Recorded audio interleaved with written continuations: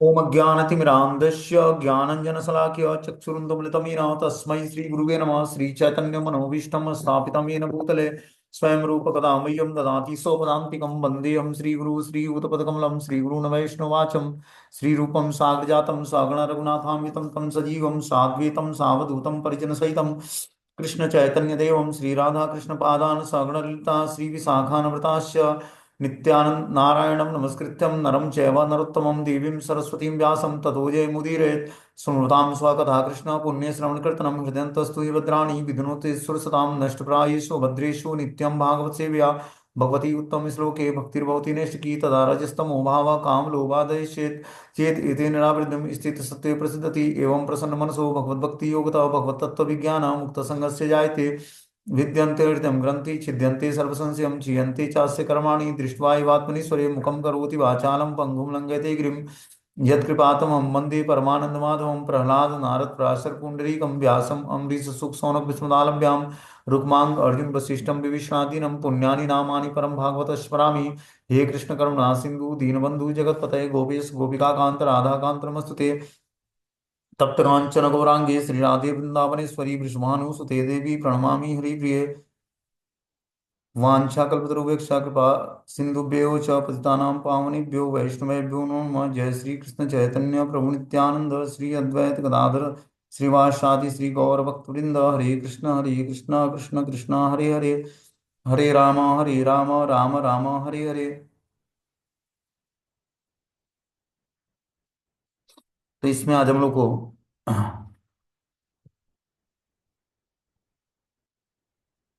श्रीमद् भागवतम अध्याय संख्या 24 श्लोक संख्या 10 नंबर पढ़ना है।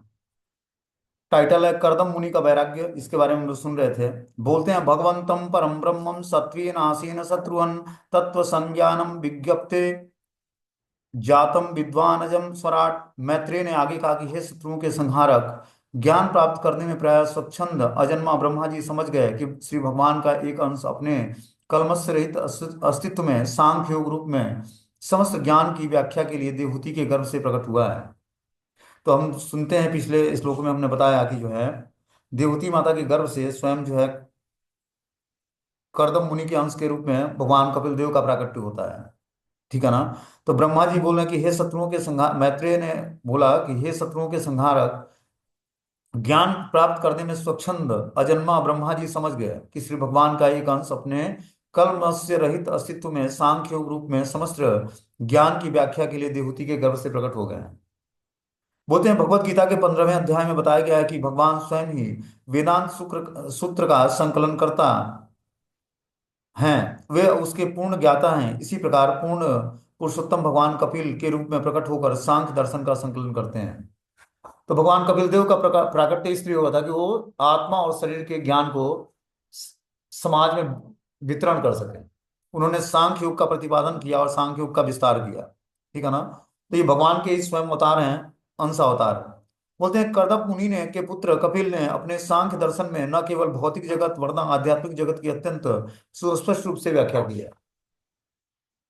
तो कपिल देव भगवान ने भौतिक जगत और आध्यात्मिक जगत का दोनों तरह का जो है अपने सांख्य दर्शन में सुस्पष्ट व्याख्या किया है। ब्रह्मा इस तथ्य को जानते थे क्योंकि वे स्वराट अर्थात ज्ञान प्राप्त करने के लिए पूर्ण स्वतंत्र हैं। तो ब्रह्मा जी इस बात को जानते थे क्योंकि भगवान ने पहले ही जो है करदम मुनि को भी बताया था और ब्रह्मा जी को भी आभास हो गया था कि भगवान कपिल देव प्रकट होने वाले हैं। क्योंकि ब्रह्मा जी के जो भगवान के द्वारा ज्ञान प्रदान किया जाता है किसी भी जीवात्मा, तो ब्रह्मा जी के हृदय में स्वतः ही वो ज्ञान स्फुरित हो जाता है क्योंकि ब्रह्मा जी क्रिएटर हैं सारे सृष्टि के। बोलते हैं वे इसलिए स्वराट हैं क्योंकि उन्होंने प्रत्येक वस्तु स्वतः भीतर से सीखी है। इसके लिए वे किसी स्कूल या कॉलेज में शिक्षा प्राप्त करने नहीं गए। क्या उनके हृदय में बैठे जो परमात्मा है ब्रह्मा जी के, वही उसको उनको सारा ज्ञान रिवील करते हैं उनके हृदय में। ठीक है ना। तो इस तरह से बता रहे हैं कि उनको कहीं स्कूल या कॉलेज जाकर शिक्षा प्राप्त करने की आवश्यकता नहीं पड़ी। वस्तुतः भीतर बैठे परमात्मा से ही उन्होंने सब कुछ ज्ञान सीखा है। इस ब्रह्मांड में ब्रह्मा के आदि जीव होने के कारण उनका कोई शिक्षक नहीं है क्योंकि सबसे पहले पुरुष हैं वो। तो भगवान ही उनके शिक्षक हैं, भगवान ही ने उनको ज्ञान दिया। ठीक है ना। बता रहे हैं उनके शिक्षक स्वयं पूर्ण पुरुषोत्तम भगवान है जो प्रत्येक प्राणी के हृदय में आसीन है। ब्रह्मा ने हृदय के भीतर स्थित परमेश्वर से प्रत्यक्ष ज्ञान प्राप्त किया, इसलिए वे कभी कभी स्वराट या अज कहलाते हैं। तो ब्रह्मा जी को कोई दूसरा ज्ञान नहीं प्रदान किया, ब्रह्मा जी के हृदय में बैठे परमात्मा ही उनको ज्ञान प्रदान किया। और इस तरह परमात्मा के ज्ञान को समझकर उन्होंने सृष्टि का क्रिएशन शुरू किया। आगे बताना कि सत्वीन आसीन, जब पूर्ण पुरुषोत्तम भगवान प्रकट होते हैं तो वह अपने साथ वैकुंठ का सारा सामान लेते आते हैं। फलतः उनके नाम रूप गुण सामग्री और परिचारक दिव्य जगत से संबंधित रहते हैं। दिव्य जगत में ही वास्तविक सत्व है, भौतिक जगत में सत्व गुण कभी शुद्ध नहीं होता है। सत्व गुण के अस्तित्व के साथ ही काम तथा विद्या का भी अल्पांश रहता है। आध्यात्मिक जगत में सत्व प्रधान अमिश्रित गुण है, अतः सत्व गुण शुद्ध सत्व कहलाता है। यहाँ जो जो भौतिक संसार में जो सतोगुण को हम धारण करते हैं उसमें कुछ ना कुछ मिश्रित होता है रजोगुण और तमोगुण का, तो वो शुद्ध सत्व के प्लेटफॉर्म पर नहीं होता है। लेकिन आध्यात्मिक जगत में जो सतोगुण है वो क्या है, वो पूर्ण रूपेण जो है शुद्ध सत्व कहलाता है। शुद्ध सत्व का ही नाम वासुदेव है, क्योंकि ईश्वर का जन्म वसुदेव से होता है। अन्य अर्थ यह है कि जब कोई सत्व गुण को प्राप्त होता है तो वह श्री भगवान के रूप नाम गुण सामग्री और परिचारक को अच्छी तरह समझ सकता है। बता रहे हैं कि जब व्यक्ति वासुदेव पद को प्राप्त कर लेता है, मतलब शुद्ध सत्व को प्राप्त कर लेता है, उस स्थिति में वो भगवान के नाम रूप गुण सामग्री परिचारक आदि अच्छी तरह समझ सकता है। और इस तरह से अंशिन शब्द भी बताता है कि श्री भगवान श्री कृष्ण अपने एक अंश के रूप में कपिल देव के रूप में प्रकट हुए। ईश्वर कला और अंश रूप में विस्तार करते हैं। अंश का अर्थ है प्रत्यक्ष विस्तार और कला का अर्थ है विस्तार का भी विस्तार। विस्तार के भी विस्तार पूर्ण पुरुषोत्तम भगवान में उसी प्रकार से कोई अंतर नहीं है जैसे एक दीपक से दूसरे दीपक में कोई भेद नहीं होता है। तो भी जिस दीपक से सब जलते हैं वह आदि दीपक कहलाता है। इसलिए श्री कृष्ण परम ब्रह्म और समस्त कारणों के कारण कहलाते हैं। जैसे एक जो मेन दीपक होता है उसी से बहुत सारे दिए जलाए जाते हैं, उसी तरह कृष्ण से ही सारे, कृष्ण परम ब्रह्म है और उन्हीं से समस्त अवतार भगवान के प्रकट होते हैं। इसलिए भगवान को परम ब्रह्म और समस्त कारणों का कारण बताया गया है। आगे बताने की समाजयम विशुद्धेन चेतसा च चिकीर्षितम अहृष्यम माणे रसुभि कर्दमम चेतम अभ्यताम। अवतार रूप में भगवान के अभिप्रेत्य कार्यकलापों के प्रति प्रमुदित इंद्रियां तथा विशुद्ध हृदय से परमेश्वर की पूजा करके ब्रह्मा ने कर्दम तथा देवहूति से इस प्रकार कहा। अब क्या होता है, बोलते हैं अवतार रूप में भगवान के अभिप्रेत्य कार्यकलापों के लिए प्रमुदित इंद्रिय तथा विशुद्ध हृदय से परमेश्वर की पूजा करके ब्रह्मा जी ने कर्दम और देवहूति से इस प्रकार कहा। अब ब्रह्मा जी क्या करते हैं, भगवान के अवतार को समझ लेते हैं कि कपिल देव भगवान का प्राकट्य हो गया है। तो ब्रह्मा जी ने कर्दम तथा देवहूति से इस प्रकार बोलते हैं, क्या बोलते हैं, तात्पर्य में लिखते हैं कि जैसा कि भगवत गीता के चतुर्थ अध्याय में बताया गया है कि जो मनुष्य श्री भगवान के दिव्य कार्य उनके प्राकट्य और अंतर्ध्यान होने को समझ लेता है उसे मुक्त समझना चाहिए। अतः ब्रह्मा मुक्त जीव हैं, यद्यपि वे इस विश्व के प्रभारी हैं, किंतु वे पूर्णतः सामान्य जीवात्मा की तरह नहीं है। क्योंकि वे अधिकांशतः सामान्य जीवात्माओं की मूर्खताओं से मुक्त हैं, अतः उन्हें श्री भगवान के प्राकट्य का ज्ञान था। इसलिए उन्होंने भगवान के कार्यों की पूजा की और प्रसन्न मन से कर्दम मुनि की प्रशंसा की, क्योंकि उनके पुत्र कपिल के रूप में भगवान ने अवतार लिया था। अतः जो मनुष्य पूर्ण पुरुषोत्तम भगवान का पिता बन सकता है वो अवश्य ही महान शुद्ध भक्त होगा। क्या बोलते हैं यहाँ पर कि जैसे चतुर्थ अध्याय में बताया गया है कि जो मनुष्य श्री भगवान के दिव्य कार्य उनके प्राकट्य और अंतर्ध्यान होने का लीलाओं को समझ लेता है वो धीरे धीरे मुक्त हो जाता है। बताया गया है जन्म कर्म च में दिव्यम यो यो यो वेति तत्वतः तत्वादेह पुनर्जन्म नैति मामेति सो अर्जुन। हे अर्जुन, जो मेरे जन्म और कर्म के दिव्य प्राकृत को समझ लेता है वो एक बार शरीर त्यागने के बाद, इस भौतिक संसार को त्यागने के बाद दोबारा जन्म नहीं लेता है, बल्कि वो दिव्य धाम को प्राप्त होता है। और ब्रह्मा जी मुक्त जीवात्मा हैं, यद्यपि वे विश्व के प्रभारी हैं। प्रभारी मतलब सबसे पुरातन पुरुष हैं, सबसे पहले पुरुष हैं, और किंतु वे पूर्णतः सामान्य जीवात्मा की तरह नहीं है। क्योंकि वे अधिकांशतः सामान्य जीवात्माओं की मुक्त मूर्खताओं से मुक्त हैं, अतः उन्हें श्री भगवान के प्राकट्य का ज्ञान है। इसलिए उन्होंने भगवान के कार्यों की पूजा की और प्रसन्न मन से कर्दम मुनि की प्रशंसा की, क्योंकि उनके पुत्र कपिल के रूप में भगवान ने अवतार लिया था। इस तरह से ब्रह्मा जी जब जान गए कि कपिल देव भगवान प्रकट हुए हैं तो आते हैं और क्या करते हैं, कर्दम मुनि और तो देवहूति, कुछ बोलना मेरी बुद्धि लिखेगा क्योंकि उनके गर्भ से बोल। भगवान का प्राकट्य हुआ था।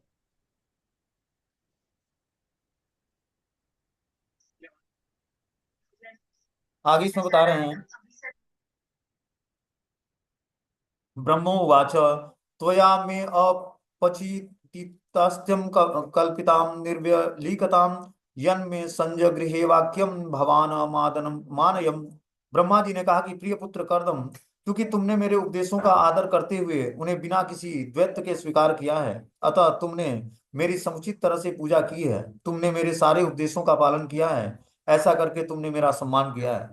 क्या बोलते हैं यहाँ पर कि ब्रह्मा जी ने कहा कि प्रिय पुत्र कर्दम, कर्दम मुनि जो है ब्रह्मा जी के पुत्र थे, स्वयंभू मनु कर्दम मुनि जो है ब्रह्मा जी के पुत्र थे।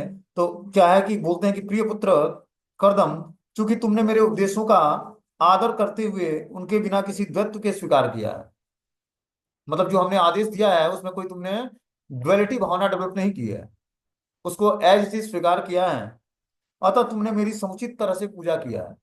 मतलब आज्ञा का पालन करना एक तरह से क्या होता है, रिस्पेक्ट देना। जब मान लो कि कोई बड़ा कोई आदेश देता है और छोटा उसका पालन करता है, तो क्या होता है, वो समुचित पूजा हो जाती है उसकी, बड़े व्यक्ति की।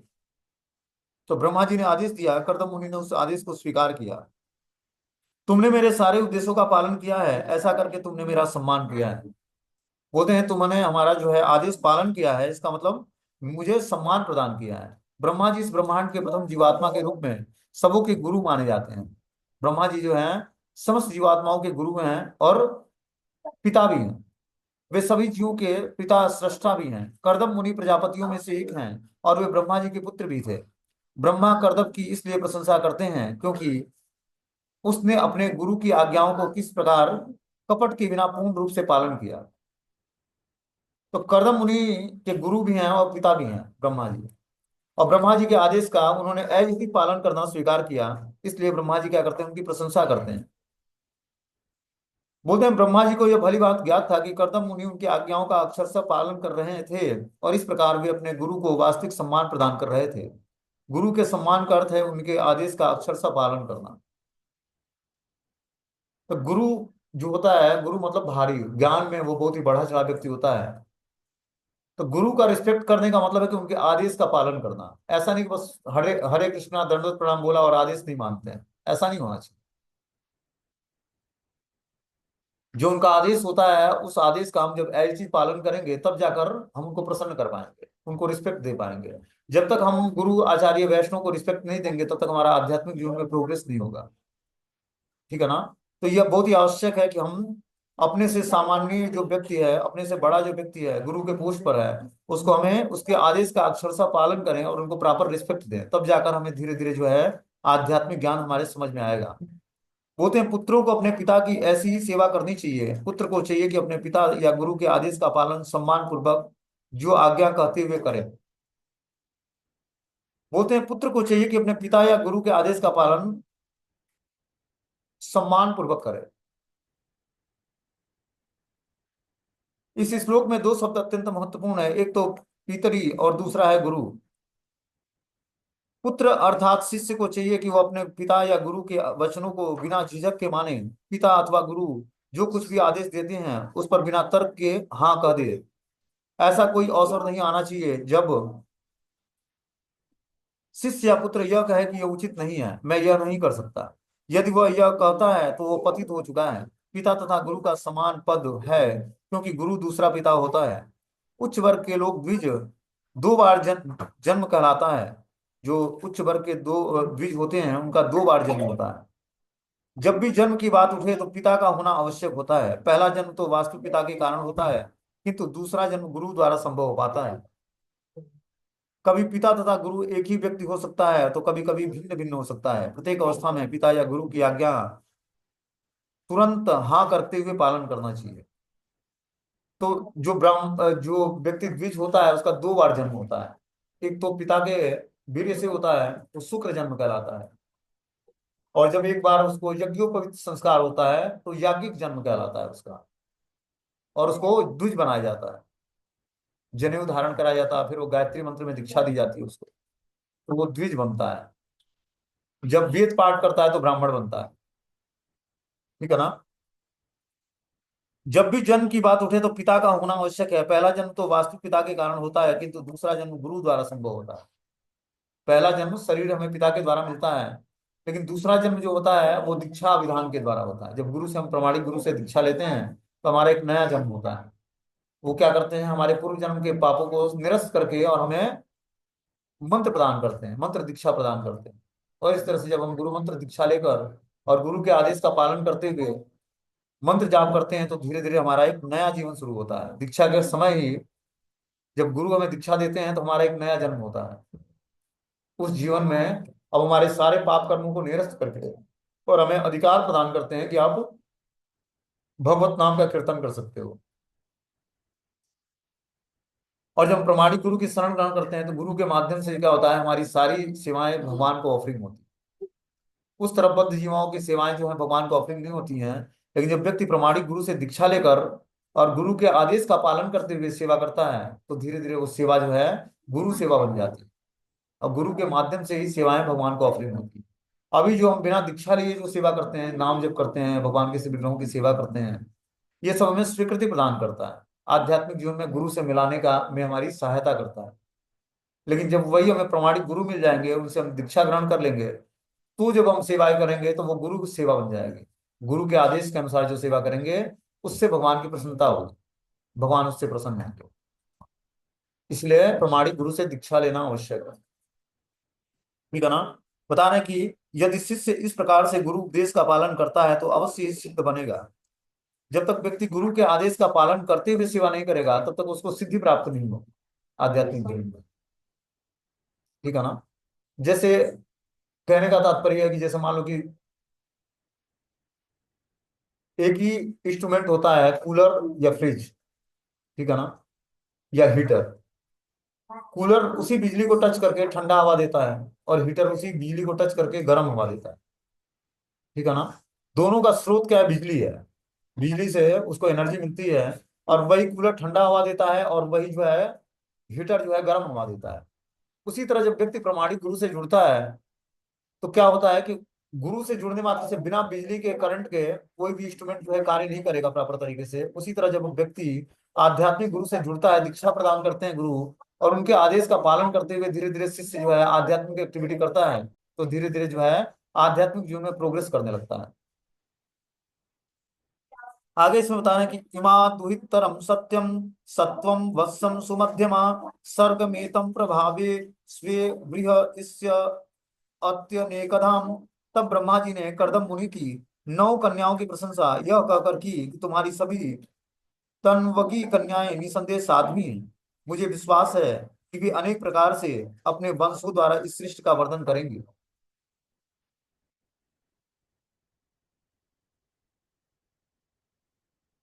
बोलते हैं ब्रह्मा जी ने कर्दम मुनि की 9 कन्याओं की प्रशंसा यह कहकर की कि तुम्हारी सभी कन्याएं निसंदेह साध्वी हैं। तो कर्दम मुनि की हम लोग देखते हैं कि जो है 9 कन्याएं एक साथ प्रकट प्रकट होती हैं और उसके बाद भगवान कपिल देव का प्राकट्य होता है। तो ब्रह्मा जी कर्दम मुनि को बोलते हैं कि तुम्हारी जो 9 कन्याएं हैं निश्चित रूप से वो साध्वी स्त्रियां हैं। मुझे विश्वास है कि वे अनेक प्रकार के अपने वंशों द्वारा इस सृष्टि का वर्णन करेंगी। एक्चुअल में शुरुआत में ब्रह्मा जी को सृष्टि का क्रिएशन करने की आज्ञा भगवान के द्वारा प्राप्त हुई। और ब्रह्मा जी का एक ही मात्र उद्देश्य था कि सृष्टि में जीवों का कैसे विकास करना है। इसीलिए उन्होंने स्वयंभू मनु और शत्रुपा को प्रकट किया अपने शरीर से, एक मेल और फीमेल का जोड़ा। और उसी से फिर जो है सृष्टि का आगे प्रोग्रेस हुआ। बोलते हैं सृष्टि के प्रारंभ में ब्रह्मा जी जनसंख्या में वृद्धि के लिए चिंतित रहते थे। जब उन्होंने देखा कि कर्दम मुनि ने पहले ही 9 सुंदर कन्याएं हो चुकी हैं तो उन्हें आशा बधी कि इन कन्याओं से अनेक संतानें उत्पन्न होंगी जो सृष्टि करने का कार्यभार संभालेंगी। अतः वे उन्हें देखकर प्रसन्न हो गए। सुमध्यमा शब्द का अर्थ है सुंदर स्त्री की उत्तम कन्या। यदि स्त्री की कर्दम मुनि की समस्त कन्याएं ऐसी ही सुंदरी थी। बोलते हैं कि जो है ब्रह्मा जी का कार्य ही था सृष्टि के प्रारंभ में जनसंख्या की वृद्धि करना। इसीलिए वो चिंतित थे। और कर्दम मुनि की जो 9 सुंदर कन्याएं थी उनको आशा थी कि ये कन्याएं आगे चलकर अच्छी संतान उत्पन्न करेंगी और सृष्टि के कार्यभार को संभालेंगी। अतः आज तुम इन पुत्रियों को उनके स्वभाव तथा उनके रुचि के अनुसार श्रेष्ठ मुनियों को प्रदान कर दो और इस प्रकार सारे ब्रह्मांड में अपना सुयश फैलाओ।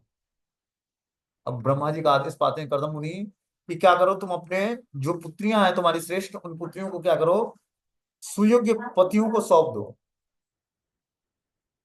9 मुख्य ऋषि हैं, मरीचि, अत्रि, अंगिरा, पुलस्त, पुलह, कर्तु, भृगु, वशिष्ठ और अथर्वा।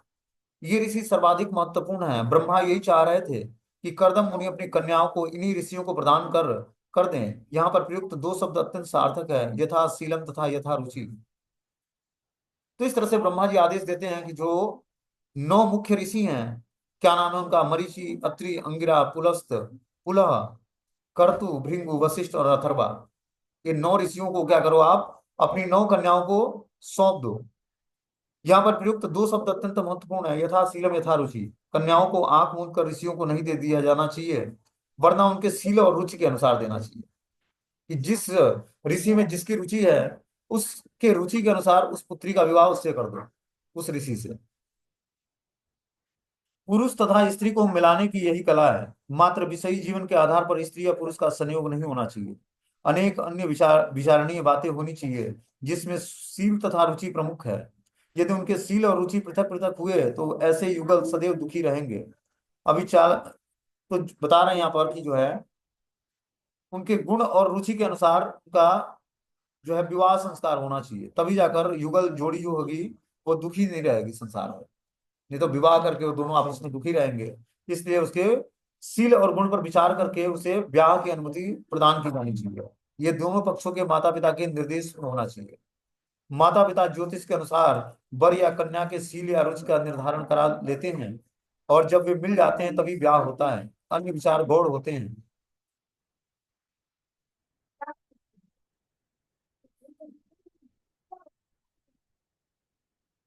ठीक है।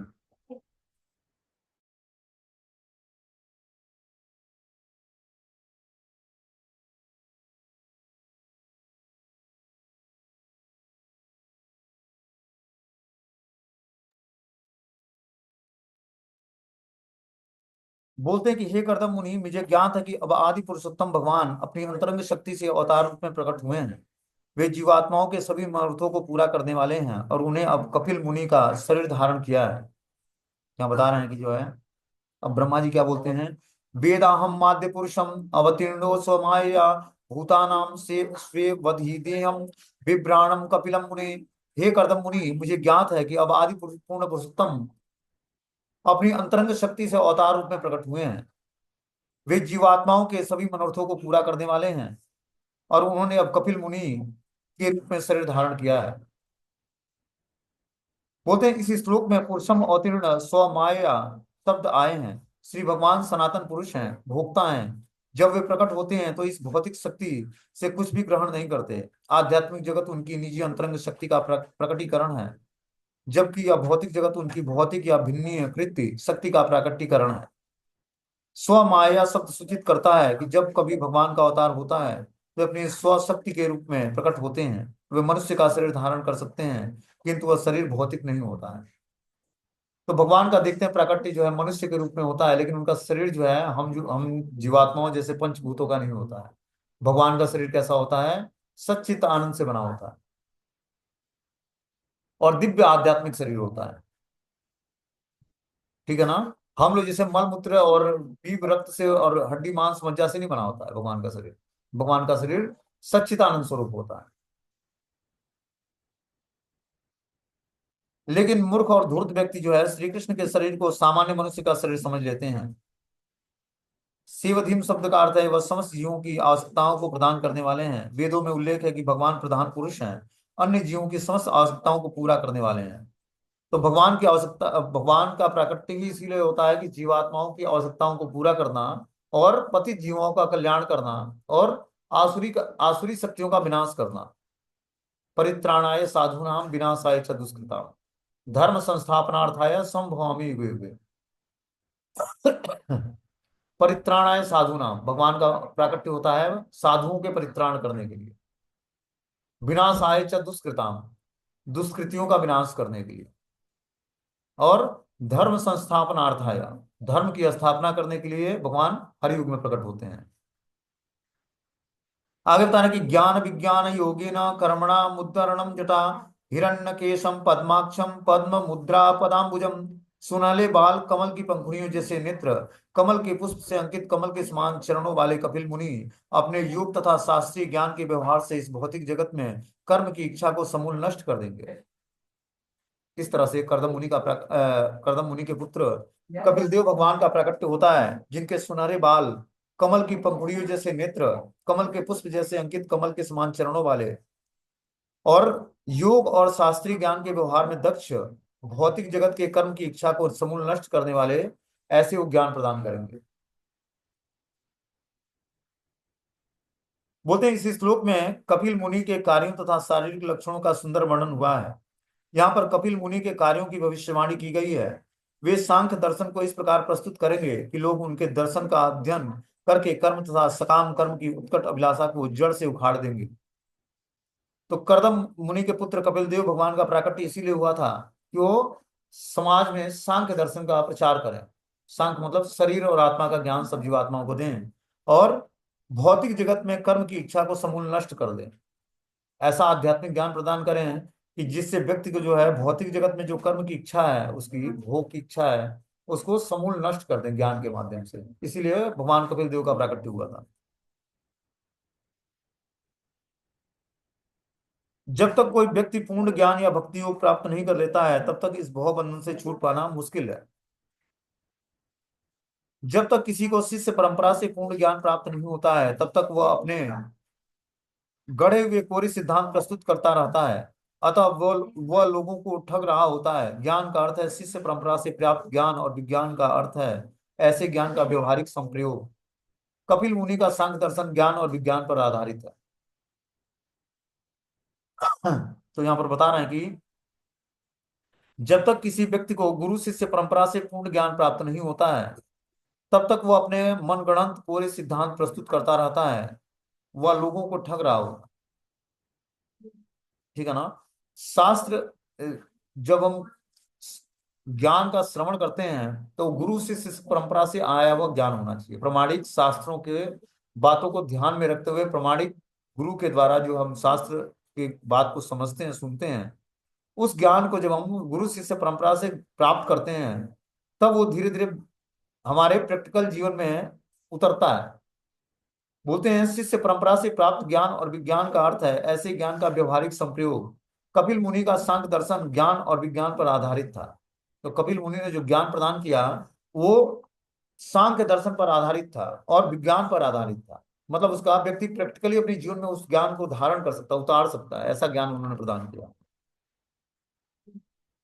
बोलते हैं कि ऐसा मानवी ते गर्भम प्रविष्टम कैट भारतनम अविद्या संशयम ग्रंथि छित्वा गाम विचरस्य यति। तब ब्रह्मा जी ने देवहूति से कहा कि हे मुनि मुनि पुत्री, जिस श्री भगवान ने कैटभ असुर का वध किया, वे ही अब तुम्हारे गर्भ में आए हैं। वे तुम्हारे समस्त संशय और अज्ञान की गांठ को नष्ट कर देंगे। तब वे सारे विश्व का भ्रमण करेंगे। क्या बता रहे हैं यहाँ पर कि ब्रह्मा जी ने अब माता देवहूति से कहा कि हे मुनि पुत्री, मनु पुत्री, जिस श्री भगवान ने कैटभ असुर का वध किया था, वे ही अब तुम्हारे गर्भ में आए हैं कपिल देव के रूप में। वे तुम्हारे समस्त संशय और अज्ञान की गांठ को नष्ट कर देंगे। वो ऐसा ज्ञान प्रदान करेंगे जिससे जीवात्माओं के हृदय में जो संशय है और अज्ञान है उसकी गांठ नष्ट हो जाएगी और वे तब जाकर विश्व का भ्रमण करेंगे। पहले वो ज्ञान प्रदान करके तुम्हारे अज्ञानता और संशयों को नष्ट करेंगे और तब जाकर वो विश्व का भ्रमण करके लोगों को ज्ञान प्रदान करेंगे। ये ब्रह्मा जी ने कपिल माता देवहूति को बताया कि तुम्हारा पुत्र इसीलिए प्रकट हुआ है। बोलते हैं यहाँ पर अविद्या अत्यंत शब्द अर्थ अत्यंत सार्थक है। अविद्या का अर्थ अपने स्वरूप को भूल जाना। हम में से प्रत्येक आत्मा है, किंतु हम इसे भूल गए हैं। हम सोचते हैं कि मैं शरीर हूं, यही अविद्या कहलाती है। जब व्यक्ति आत्मा के अस्तित्व को भूल जाता है, तब वो अविद्या से ग्रसित हो जाता है। ठीक है ना। जब तक हम शरीर और आत्मा के अलग अलग धर्मों को नहीं समझेंगे कि शरीर का धर्म क्या है और आत्मा का धर्म क्या है, तब तक हम जो है अविद्या में रहेंगे, अंधकार में रहेंगे, इग्नोरेंस में रहेंगे। लेकिन जब जीवात्मा शरीर और आत्मा का ज्ञान अलग अलग समझ लेता है, शरीर का धर्म और आत्मा का धर्म समझ लेता है और उस हिसाब से ज्ञान के हिसाब से कर्म करता है, तब वो धीरे धीरे इस भौतिक संसार में धीरे धीरे मुक्ति को प्राप्त करता है। मुक्ति मतलब भगवान की लविंग डिवोशनल सर्विस को प्राप्त करता है। भक्तों के लिए मुक्ति का मतलब है कि भगवान की प्रेममयी सेवा को स्वीकार कर लेना, प्राप्त कर लेना। तब ये सारे बोलते हैं कि संशय ग्रंथ का अर्थ है संदेहात्मक। जब आत्मा अपने को भौतिक जगत से अभिन्न मानता है तो संदेहात्मक की ग्रंथि जकड़ जाती है। यही ग्रंथि अहंकार कहलाती है, अर्थात पदार्थ तथा आत्मा का गठबंधन। शिष्य परंपरा से प्राप्त समुचित ज्ञान और उस ज्ञान के समुचित अनुशीलन से ही मनुष्य पदार्थ तथा आत्मा के गठबंधन से मुक्त हो सकता है। क्या बोलते हैं यहाँ पर कि समुचित ज्ञान और उस ज्ञान का समुचित अनुशीलन से ही मनुष्य पदार्थ और आत्मा के गठबंधन से मुक्त हो सकता है। जो हमारी हृदय ग्रंथि है, हृदय ग्रंथि मतलब आसक्ति, ठीक है ना। आसक्तियां व्यक्ति की तभी नष्ट होगी जब वो समुचित ज्ञान में और समुचित ज्ञान के अनुशीलन में लगेगा। गुरु शिष्य परंपरा के माध्यम से समुचित ज्ञान को सीखेगा और उस ज्ञान को प्रैक्टिकली अपने जीवन में उतारने का प्रयास करेगा। ब्रह्मा ने देवहूति को आश्वासन दिया कि उसका पुत्र उसे ज्ञान प्रदान करेंगे और फिर सांख्य दर्शन की पद्धति का वितरण करने के लिए सारे विश्व में भ्रमण करेंगे। इस तरह से भगवान ब्रह्मा ने देवहूति माता को बताया कि जो तुम्हारा पुत्र है पहले तुम्हें ज्ञान प्रदान करेगा और फिर जाकर सांख्य दर्शन की पद्धति का वितरण करने के लिए सारे विश्व में भ्रमण करेगा। आगे बता रहे कि अयम सिद्धागण आदिशम सांख्या आचार्य सुसम्मतम लोके कपिल इत्याख्यम गताम ते कीर्तवर्धनम। तुम्हारा पुत्र समस्त सिद्ध गणों का अग्रणी होगा, वह वास्तविक ज्ञान का प्रसार करने में दक्ष आचार्य द्वारा मान्य होगा और मनुष्यों में वह कपिल नाम से विख्यात होगा। देवहूति के पुत्र रूप में वह तुम्हारे यश को बढ़ाएगा। क्या बोलते हैं कि तुम्हारा पुत्र समस्त सिद्ध गणों का अग्रणी होगा, समस्त सिद्ध गणों में अग्रणी होगा। वह वास्तविक ज्ञान का प्रसार करने में दक्ष आचार्य द्वारा मान्य होगा। वो वास्तविक ज्ञान प्रदान करेगा और दक्ष आचार्य होगा। मनुष्यों में वह कपिल नाम से विख्यात होगा। मनुष्य समाज में उसको लोग कपिल देव के नाम से जानेंगे। देवहूति के पुत्र रूप में वो अपना तुम्हारे यश को बढ़ाएगा, कि वो देवहूति का पुत्र कहलाएगा और इस तरह अपने यश को बढ़ाएगा। वो बोलते हैं सांख्य दर्शन देवहूति के पुत्र कपिल द्वारा प्रतिपादित दार्शनिक पद्धति है। क्योंकि कपिल जो देवहूति के पुत्र नहीं है, नकली है। एक ब्रह्मा का कथन है कि चूंकि हम ब्रह्मा की शिष्य परंपरा से संबंधित है अतः हमें उनके कथन को स्वीकार करना चाहिए। असली कपिल देव देवहूति के पुत्र थे और वास्तविक सांख्य दर्शन का सूत्रपात उन्हीं के द्वारा हुआ था, जिसे आध्यात्मिक प्रवर्ग के संचालक आचार्य लोग स्वीकार करेंगे। तो एक दूसरे भी कपिल हुए हैं, उन्होंने भी सांख्य का प्रतिपादन किया। लेकिन वास्तविक सांख्य जो है देवहूति की माता जो पुत्र कपिल देव भगवान थे, उन्होंने असली सांख्य का प्रतिपादन किया। वास्तविक सांख्य दर्शन का सूत्रपात उन्हीं के द्वारा हुआ, जिससे आध्यात्मिक प्रवर्ग के संचालक आचार्य लोग स्वीकार करते हैं। तो जो भगवान देवहूति के माता कपिल देव हैं, देवहूति के पुत्र के रूप में जो कपिल देव भगवान प्रकट हुए, उन्होंने असली आध्यात्मिक ज्ञान का प्रसार किया और वही असली आध्यात्मिक प्रवर्ग के संचालक आचार्य कहलाते हैं। बोलते हैं आगे मैत्रेय उवाच। मैत्रेय ऋषि क्या बोलते हैं अब आगे, तावश्चास्यम जगत सृष्टा कुमारेण सह नारद हंसो हंसेन यानेन त्रिधामा परमम जयो। श्री मैत्रेय ने कहा कि कर्दम मुनि तथा उनकी पत्नी देवहूति से इस प्रकार कहकर ब्रह्मांड के सृष्टा ब्रह्मा जी, जिन्हें हंस भी कहा जाता है, अपने वाहन हंस पर चढ़कर चारों कुमारों और नारद सहित तीनों लोकों में से सर्वोच्च लोक को वापस चले गए। तो इस तरह से जो है कर्दम मुनि तथा उनकी पत्नी देवहूति से जो ब्रह्मा जी मिलने आए थे, अब वो अपने आदेश देकर हंस पर सवार हो जाते हैं। उनका वंश है, वाहन है हंस, हंस से ब्रह्मा जी चलते हैं। वाहन हंस पर चढ़कर चारों कुमार तथा नारद सहित तीनों लोगों के में से सर्वोच्च लोक को वापस चले जाते हैं।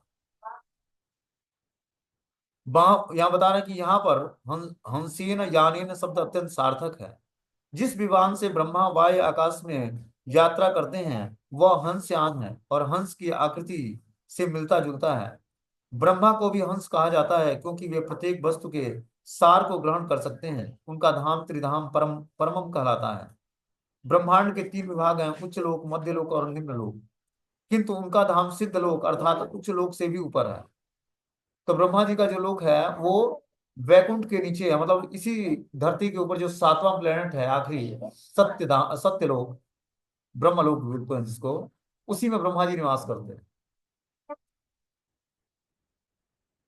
बोलते हैं अन्य ऋषि जो उनके साथ आए थे यथा मरीचि और अत्रि, वे वे वहीं रहे, क्योंकि उनका विवाह करदब की कन्याओं के साथ होना था।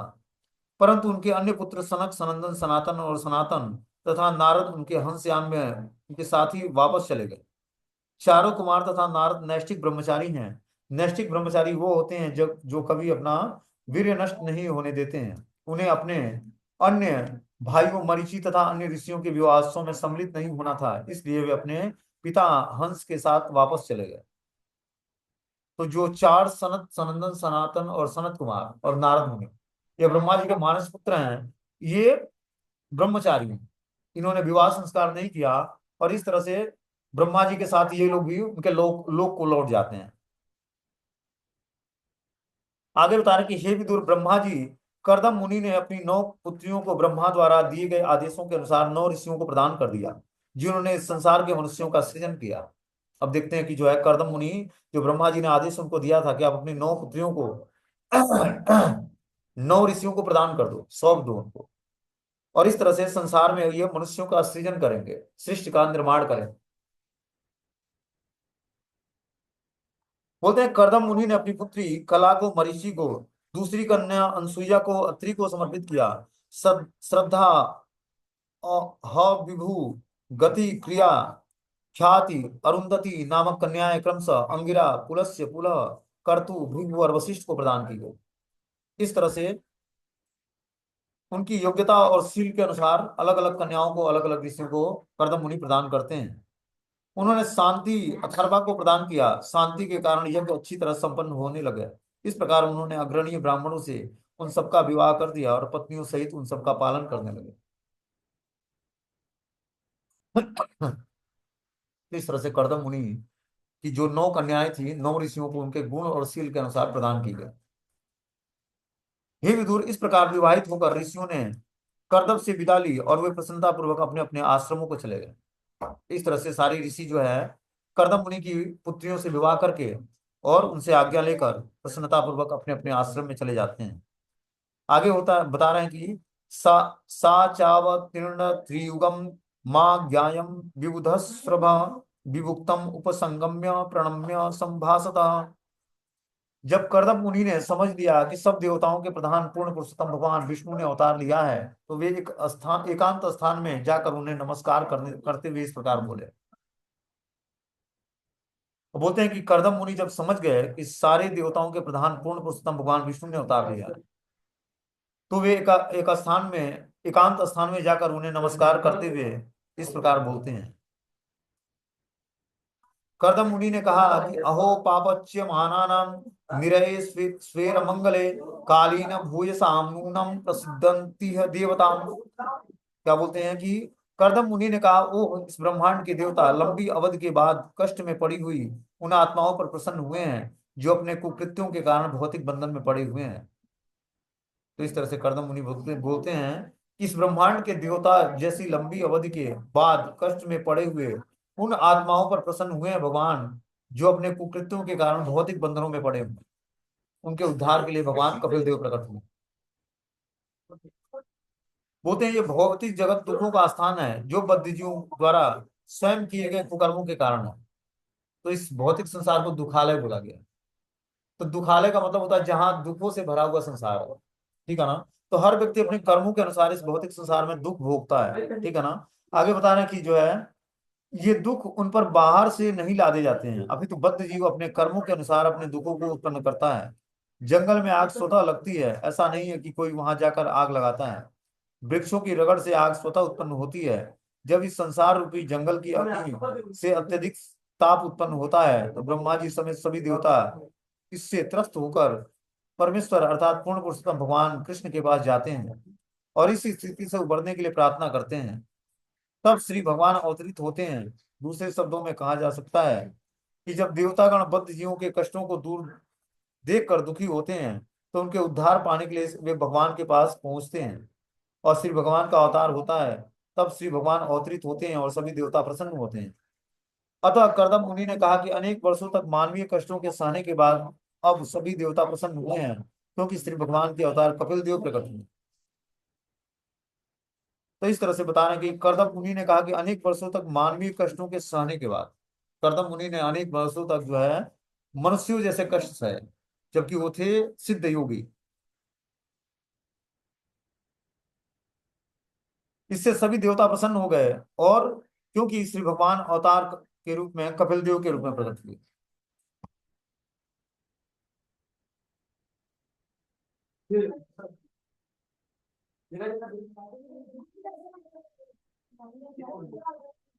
आगे से बता रही है, परिपक्व योगी जन योग समाधि में अनेक जन्म लेकर एकांत स्थानों में रहकर श्री भगवान के चरण कमलों को देखने का प्रयत्न करते रहते हैं।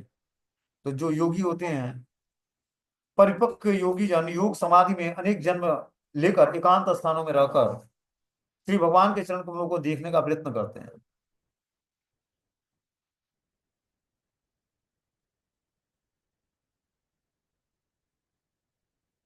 बोलते हैं यहाँ पर योग के संबंध में कुछ महत्वपूर्ण बातें कही गई हैं। बहु जन्म विपक्वेन शब्द का अर्थ है कि जन्म जन्मांतरों तक पूर्ण योगाभ्यास। एक अन्य शब्द है समग्र योग समाधि नाम, जिसका अर्थ है योग पद्धति का पूर्ण अभ्यास। योग के पूर्ण अभ्यास का अर्थ है भक्ति योग, और जब तक मनुष्य भक्ति योग को प्राप्त नहीं होता है, अर्थात श्री भगवान की शरण में नहीं जाता है, तब तक उसका योगाभ्यास पूर्ण नहीं होता है।